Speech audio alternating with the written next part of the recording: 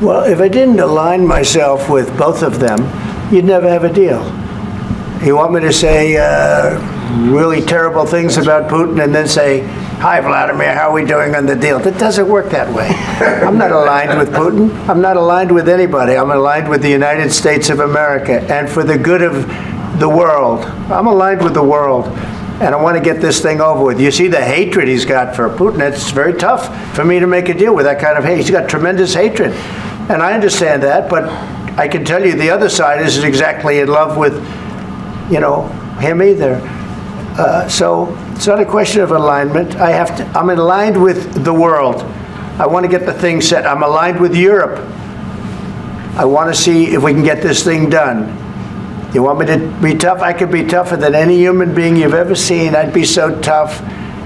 But you're never going to get a deal that way. So that's the way it goes. All right, one more question. Hey, I want to respond to this. So look, for 4 years in the United States of America, we had a president who stood up at press conferences and talked tough about Vladimir Putin, and then Putin invaded Ukraine and destroyed a significant chunk of the country. The path to peace and the path to prosperity is maybe engaging in diplomacy. We tried the pathway of Joe Biden of thumping our chest and pretending that the President of the United States' words mattered more than the President of the United States' actions. What makes America a good country is America engaging in diplomacy. That's what President Trump is doing. Can I ask you?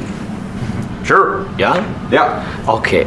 So he occupied our parts, big parts of Ukraine, part of East and Crimea. So he occupied it on 2014. So during a lot of years, so I'm not speaking about just Biden, but those time was Obama, then President Obama, then President Trump, then President Biden, now the President Trump, and God bless, now President Trump will stop him. But during 2014, nobody stopped him. He just occupied and took. He killed people. You know what the contact 2015.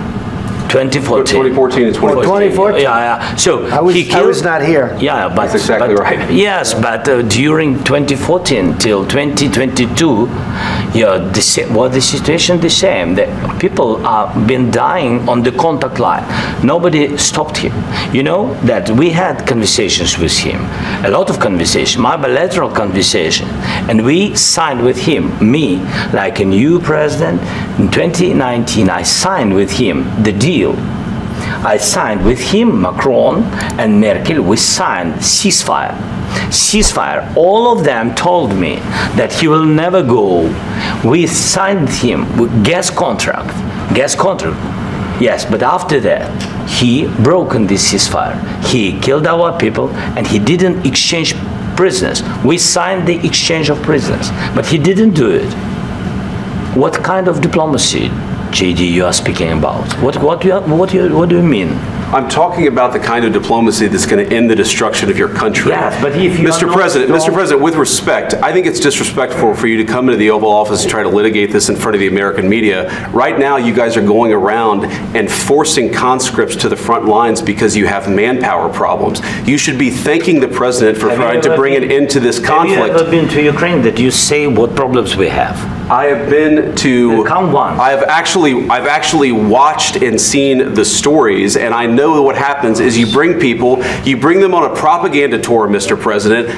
Do you disagree that you've had problems bringing people into your military? And do you think that it's respectful to come to the Oval Office of the United States of America and attack the administration that is trying to prevent the destruction of your country? A lot of questions. Let's start from the beginning. Sure. First of all, during the war, everybody has problems, even you, but you have nice ocean and don't feel now, but you will feel it in the future.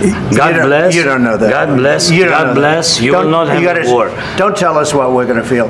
We're trying to solve a problem. Don't tell us what we're going to feel. I'm not telling you. Because you're in no position to dictate that. Remember this. You're in no position to dictate what we're going to feel. We're going to feel very good. You will feel influence. We're going to feel very good and very strong. You will feel influence. You're right now not in a very good position. You've allowed yourself to be in a very bad position, and he happens to be right about it. From the very beginning of the war. You're not in a good position. You don't have the cards right now. With us, you start having not cards. playing But cards. right now, you don't. I'm very You're playing serious, cards. Mr. President. You're playing I'm very cards. serious. You're gambling I'm the with the president lives in of war. millions of people. You think- You're gambling with World War III. what do you You're think about? gambling with What do you World think War about? III. And You- what you're doing is very disrespectful to the country, this country, that's with all backed you respect to your far country. more than a lot of people said very they respect. should have. Have you said thank you once this A lot entire of meeting? times. No, in this Even entire meeting, have today. you said thank Even you? today. You went to Pennsylvania and campaigned for the opposition in October. Offer some words of appreciation for What- the United States of what are you America speaking about? and the president who's trying to save your country. Please, you think that if you will speak very loudly about the war, you He's can... not speaking loudly. He's not Yeah. speaking loudly. Your country is Can I- in big can I- trouble. can I Wait a answer? minute. No, Can you've I done a lot answer? of talking. Your country is in big trouble. I know. You're not winning. I know. You're not winning this. You have a damn We- good chance of we are coming out staying- okay because of Mr. us. President, we are staying in our country, staying strong from the very beginning of the war. We've been alone, and we are thankful. I said thanks You haven't in been this alone. cabinet, You and haven't not been only alone. in this cabinet. We gave you, through I this said thank stupid you. president, $350 billion. You voted We gave for you your military president. equipment, You and voted you for men your are brave, president. but they had to use our military. Yes. What about West If you Virginia? didn't have You our invited military me- equipment, you invited if me you to didn't speak. have our military equipment, this war would have been over in 2 weeks. In 3 okay? days, I heard it from Putin. In 3 days, this is something Maybe new. less. In 2 weeks, of course, yes. It's going to be a very hard thing to do business like this. I Again, tell you. just say thank you. I said a lot of accept times that thank there, you accept to that, American people. accept that there are disagreements, and let's go litigate those disagreements rather than trying to fight it out in the American media when you're wrong. We know that you're wrong. But you see, I think it's good for the American people to see what's going on I over understand, there. sir. I think it's I very understand. important. That's why I kept this going so long. You have to be thankful. You don't have the I'm cards. thankful. You're buried there. Your people are dying. tell you You're again, running I low know. on soldiers. Don't- Listen, don't, please, you're running Mr. low on President. soldiers.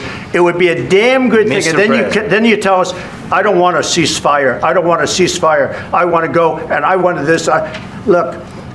If you could get a ceasefire right now, I tell you, you take it so the bullets stop flying and your men stop getting killed. Of course, we want to stop the war. But you're saying you don't want a ceasefire. But I said to you, I want a ceasefire. with guarantees. Because you'll get a ceasefire faster than an agreement. Ask our people about ceasefire, what they think. That wasn't doesn't with matter me. for you what- that what wasn't this with me. means.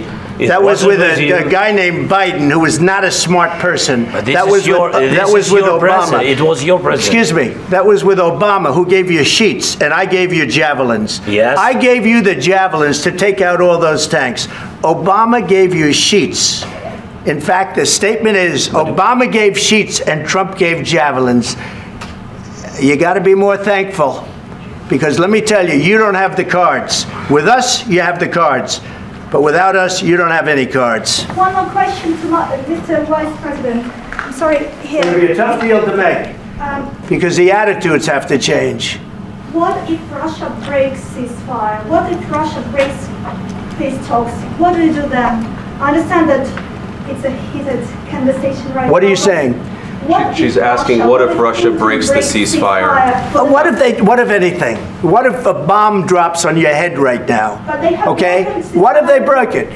I don't know. They broke it with Biden, because Biden, they didn't respect him. They didn't respect Obama. They respect me. Let me tell you, Putin went through a hell of a lot with me. He went through a phony witch hunt where they used him and Russia. Russia. You ever hear of that deal? That was a phony Hunter Biden, Joe Biden scam. Hillary Clinton, Shifty Adam Schiff. It was a Democrat scam. And he had to go through that. And he did go through it. We didn't end up in a war. And he went through it. He was accused of all that stuff. He had nothing to do with it. It came out of Hunter Biden's bathroom. It came out of Hunter Biden's bedroom. It was disgusting. And then they said, oh, the laptop from hell was made by Russia. The 51 agents. The whole thing was a scam. And he had to put up with that. He was being accused of all that stuff. All I can say is this. He might have broken deals with Obama and Bush, and he might have broken them with Biden. He did, maybe. Maybe he didn't. I don't know what happened. But he didn't break them with me. He wants to make a deal. I don't know if you can make a deal. The problem is, I've empowered you to be a tough guy. And I don't think you'd be a tough guy without the United States. And your people are very brave. But you're either going to make a deal or we're out. And if we're out, you'll fight it out. I don't think it's going to be pretty, but you'll fight it out. But you don't have the cards. But once we sign that deal, you're in a much better position. But you're not acting at all thankful. And that's not a nice thing. I'll be honest, that's not a nice thing. All right, I think we've seen enough. What do you think? Huh? This is going to be great television, I will say that. All right, we'll see what we can do about putting it together. Guys, let's go. Guys, come on, let's go. We'll see, I don't know. All right, guys. Guys, come on. Please. Hey, come on. Guys, come on. Let's move, please.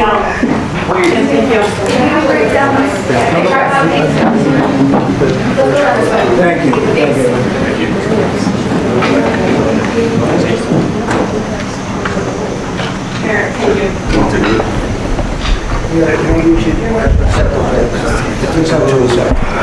Yeah. Yes, sir. Will you bring them to the Roosevelt room right here?